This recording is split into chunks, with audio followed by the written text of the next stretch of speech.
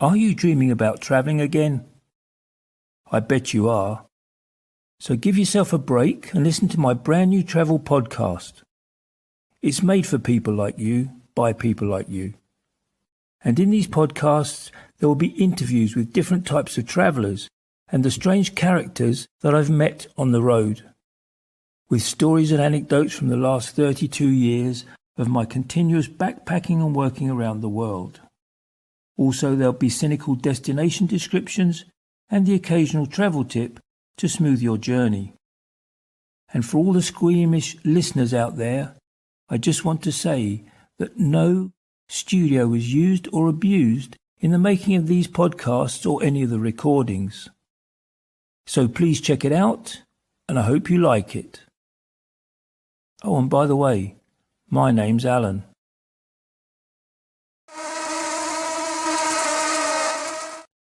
Excuse me, start again. I'll do that bit again. Hi everybody. Now for something completely different this week. And I think we've all encountered bugs, creepy crawlies, pests, whatever you want to call them, at some time or another while we've been travelling. So let me list the main suspects in this week's podcast. We have mosquitoes, ants, bedbugs, spiders, scorpions, bees, wasps, ticks and leeches. And I know every traveller has their own stories and how to deal with them. But this is how I've dealt with them in the past, especially during the more basic forms of travel like backpacking, hiking and camping. So here are some of my stories and anecdotes about my personal encounters with these creatures, or occasionally seen happen to other people. And when you're travelling in different parts of the world, with different climates, you get different bugs, especially while sleeping outdoors or camping. I like to find my camp spot around about mid-afternoon, 4 or 5 o'clock in the daylight, well before dusk and well before nightfall. And this is so I can find the best place to erect my tent, so I don't put it on an ant's nest or next to a wasp's nest in a tree or a bush or anything like that. And when hanging my hammock or pitching my tent, I like to check the branches in the trees above to make sure they won't fall on me at night. But these are just other things, but today it's all about bugs and critters. So let's get back to the stories. Let's start with mosquitoes. I've always disliked mosquitoes. In fact, I don't know anybody that likes them. I've never met anybody that likes them. And since getting dengue fever in Asia, I've liked them even less. And in the hostel where I was staying at the time, there were two young doctors, who were working at the local hospital on the dengue line. So jokingly I asked them, what do I do if I get it? Paracetamol and lots of water, they said. I was infected by a mosquito bite the next week. 2 other backpackers staying at the hostel caught it, and they were pretty bad too. For me it was rough. I felt like I was dying. But luckily I was strong and healthy. And after a couple of weeks of writhing about and groaning in my bunk, I slowly got better. But it left me very weak for a long time afterwards. And at that time, 23,000 people were infected and 11 died in the city. I've always covered up and used some sort of repellent, even in low-risk areas, to prevent being bitten. And I've used all different types, from homemade mixtures of baby oil and Dettol, to lemongrass, to regular supermarket repellents, and even strong DEET in the more serious situations. And there are plenty of natural and synthetic repellents out there. It's your choice.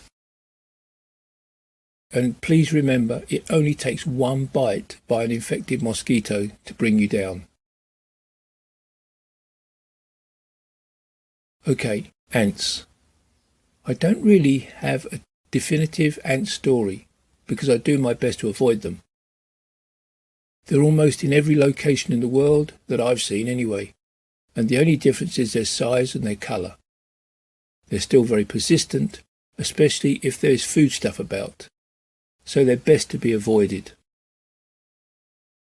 I've had them marching up the tree trunk and along my hammock lines, and usually I'd use DEET-infused paracord lines. But when forced with this same problem and no DEET, I've improvised and used a lemon rubbed along the lines. And once I've made the mistake of putting my tent up in a really bad ant area. So I reverted to distraction tactics. I kept them away by giving them some sugary food well away from my tent. By the morning, the ants had marched to and from their nest to get the food. Even before I left the area, the ants had carved out clear pathways to the bait and well away from my tent. I know ants hate lemongrass, peppermint oil, vinegar, DEET, all the usual sort of things, even pepper, I think, so it's worth a try. Once, when I was standing chatting to a group of young backpackers who had just finished camping in one of the many superb national parks in Argentina, a girl in the group casually unzipped her backpack. Just before she put her hand inside to rummage around, she shrieked as a fairly large spider crawled out. A good reason to keep bugs out of your bag. And I've seen a similar thing in Asia with bed bugs. I've seen them climbing off someone's backpack onto their bed after that person's moved from a different hostel to get away from the hostel they were in last night with bed bugs. If that makes sense. That's usually how the bed bugs get from one hostel to another. People end up carrying them around in their bags, on their clothes, and as they travel. And it's a lot more common than you think. So always check your bag. If you want to prevent it, you can always if you know your bag is clean, you can put your bag in a bin bag or a big thick plastic bag and tie the top up while you're in a hostel. Or you can spray it with DEET. If you spray a backpack with DEET, the bed bugs won't get on it. So do your best to keep the insects out and off your bag when you travel. It's the crawling insects you've got to watch. So prevalent are bed bugs in some countries that accommodation owners think it's normal to have them, or they just give up trying to eradicate them. So one of the best things you can do is to read the reviews of where you're going and the places you're going to stay at, and you'll often see if there's bed bugs there, people will write about it. Even though bed bugs don't pass on diseases like mosquitoes or ticks, they are still not nice and an unnecessary pest. Luckily, I know the signs and how to keep them off me, and I have lots of different methods. So if anybody is seriously concerned, contact me and I'll give you the info. There's just too many to list. Okay, on to my next story. On this occasion, I couldn't find anywhere to pitch my tent one evening on my way back from the Sahara Desert. I was riding my motorbike over a high mountain range, and it was already night and pitch black by the time I found a small, non-rocky area to pitch my tent. It was by the side of the track and under some high electrical cables that came down into a big concrete block from a string of pylons stretching across the mountain tops, which I could just see in the moonlight. Using my maglite torch, I erected my one-man tent, took what I needed off the bike and put it inside. Because this was the only flat ground around, it meant that I was directly underneath the buzzing high-tension cables that were 2 meters above my tent. I'm not a great fan of electricity after getting an electric shock as a kid. It was my own fault and it threw me against the wall. I'm still very apprehensive around it. I slipped into my sleeping bag, listening to the loud hum of the electric passing through the cables above me, and wondered if there would be an electric field or a current surrounding me and the tent, as I'm only a few feet away. But I fell asleep, exhausted, before I could come to an answer. When my 5:30 alarm woke me from my deep, deep sleep, I did what I always did in the dark at that time. I sat up. And suddenly I felt as I was being electrocuted. Because it felt like my skin was being electrified, and in the dark I automatically assumed the sensation I felt was caused by the electricity from the buzzing cables overhead.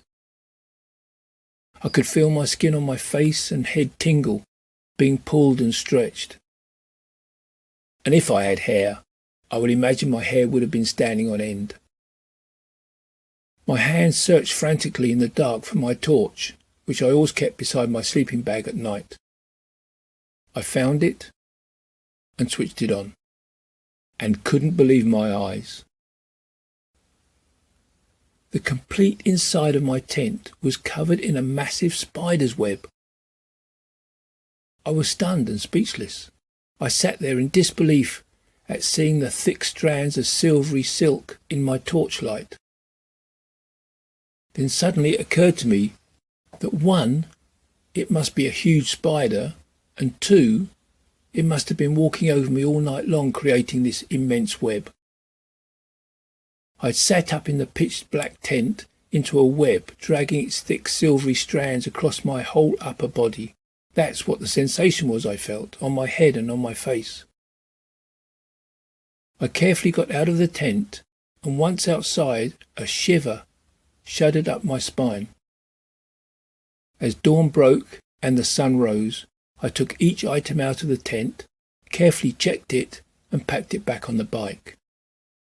I hadn't found the spider, and I was down to the last 3 or 4 things, still against the back wall of the tent. As I held one of my shoes raised ready to splat this monster spider when I found it, I was very carefully removing and checking everything. Except my other shoe, which was the very last thing, lying against the back wall of the tent. I thought it might be hiding behind, but no. It was hiding inside my shoe, and it was huge. Which reminds me of a story about my boss on the farm in Lara, West Melbourne, Australia. She'd leave her boots outside the main door of the house at night, and in the morning she'd get up, put the boots on and go to work. And only at lunchtime, when she was back at the house, she slipped off her boots to find a squashed huntsman spider at the end of her foot. Huntsman spiders can be the size of a dinner plate, but are harmless. And it's one of the first things you learn when you travel or camp in desert regions. You always bang your boots out every time before putting them on, to make sure there are no scorpions or snakes hiding inside. It becomes a necessary habit. And when I hitchhiked around Australia, it was that warm at night that I'd often sleep on a mat under the stars. And most mornings I'd find a small scorpion or 2 under my mat, and they'd just scuttle off into the bush. Okay, bees and wasps now. The general rule here is if you leave them alone, they'll leave you alone. I once watched some kids playing tag in an area with lots of trees and bushes. Suddenly the children started shrieking because they'd disturbed a wasp's nest in the bushes. Nobody got stung, but they moved away to play, and a lesson was learnt. And once, when riding my motorbike through some orange groves in Spain, I hit a bee that went into the side of my crash helmet, past my ear buzzing loudly, and it stung me on the back of the head before I could stop the bike and get my helmet off. And I felt bad for the bee. I'd heard a lot about ticks and the diseases they could give you long before I saw one.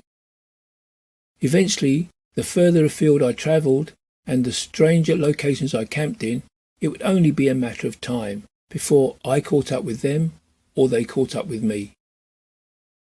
My first encounter was a baptism of fire, and once again it was already dark by the time I found somewhere to set up my tent. It was the only flat area I could find enough for the tent, and it was hard sand. With my eyes accustomed to the darkness, I took things off my bike and placed them inside the tent. I was so exhausted by the time I'd finished, I ate a tin of peaches and then went to sleep. My alarm woke me at 5:30 as usual, and when I unzipped my sleeping bag, I saw what I instantly recognised but had never seen before.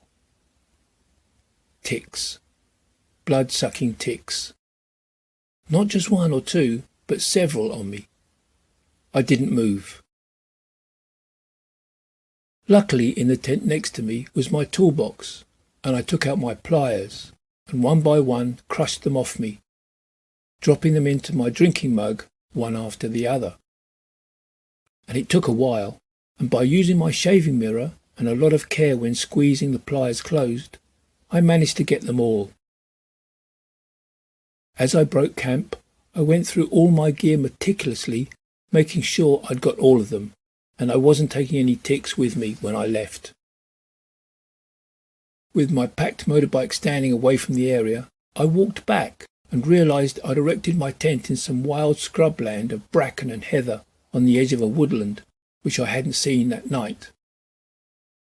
And while standing there in the middle of this flat area, where the tent had been, I tapped my foot on the ground, and within seconds, ticks from all over the scrub started crawling towards my foot. I stopped tapping, they stopped advancing. I moved to one side and started tapping my foot again, and they all changed direction and came towards me.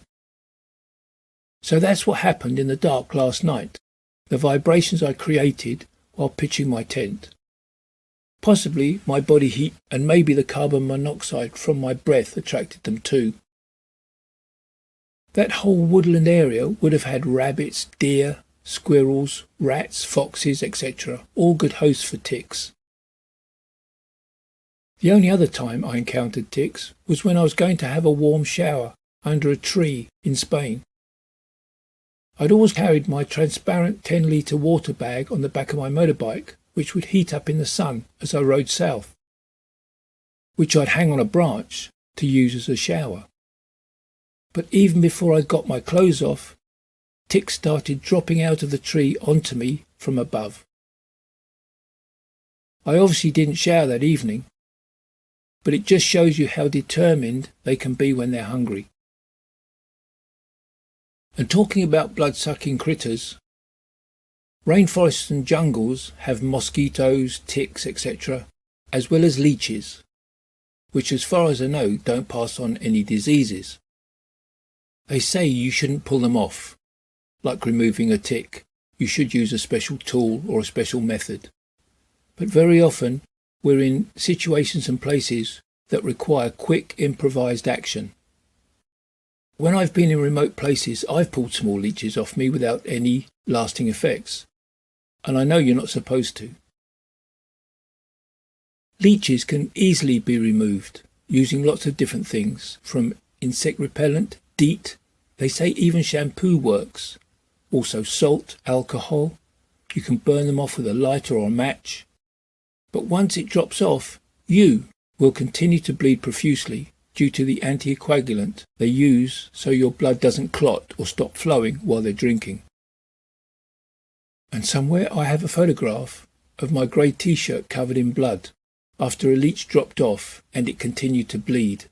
I tried everything to stop the blood, but nothing worked, until I was told to put tobacco on it.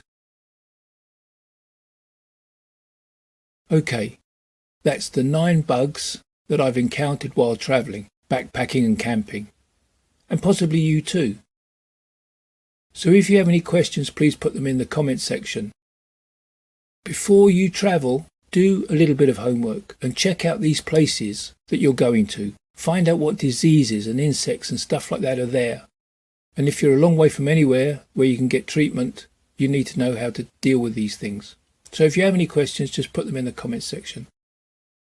And if you got this far, thanks for listening.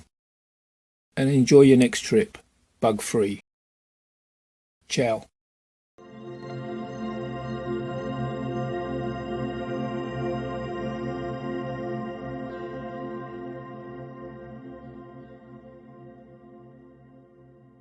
Well, that's all for this week, folks.